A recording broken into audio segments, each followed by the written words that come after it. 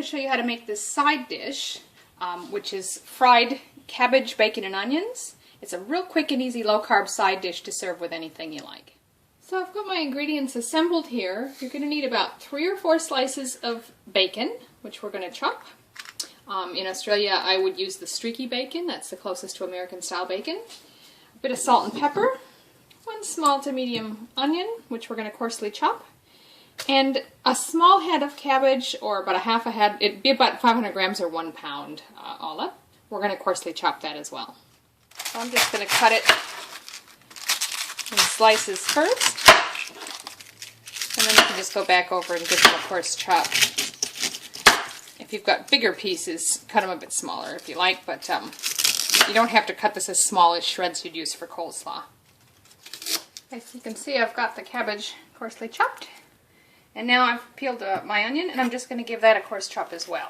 I like to cut it in half. And then just go one direction and then the other. So I've got the onion chopped, and now I'm just going to chop up my bacon before we fry it. So just, again, coarse, whatever size pieces you like, bite size. So I've got a large frying pan heating up on medium-high heat.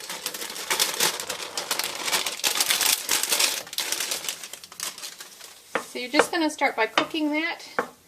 You don't want it to get crispy, so stop before it gets crispy, but you want to have a nice layer of bacon fat on the bottom of the pan before we throw in the onions and cabbage. Okay, so some of the fat has rendered off. It isn't crispy by any means yet. So it's going to take a little while for the cabbage to cook to desired tenderness. I did add just a little bit of olive oil in the bottom of the pan because I didn't have quite as much fat as I thought I might need. So you'll have to judge from how much fat comes off of your bacon. But now I'm going to go ahead and add the onions and the cabbage, which I've got both mixed here. Now it may seem like a lot, but it is going to cook down. So cook and stir that for a few minutes. And then you can cover it if you like to help steam it along. So that's been about 10 minutes. I've stirred it a couple of times while it was covered. And that's helping to wilt the cabbage down and cook a little faster. But now I want to cook it the rest of the time with the cover off, and that's going to help dry it out and make it brown a bit better. So just give it another stir, cook it a few more minutes until it starts to brown nicely. Okay, so that's been about 20 minutes all up. 10 minutes covered and 10 minutes off. You don't have to cover it. I just feel it speeds up the tenderizing a little bit. You might get it a bit browner if you didn't. But I'm happy with that. I think it's lovely. I've given it a little taste. It's got a nice bacon flavor. Some people like to put, say, a teaspoon of Worcestershire sauce on it, or even a little soy sauce. If that's your thing, by all means, feel free to do that. But I'm happy with how it is. So I'm going to serve it up.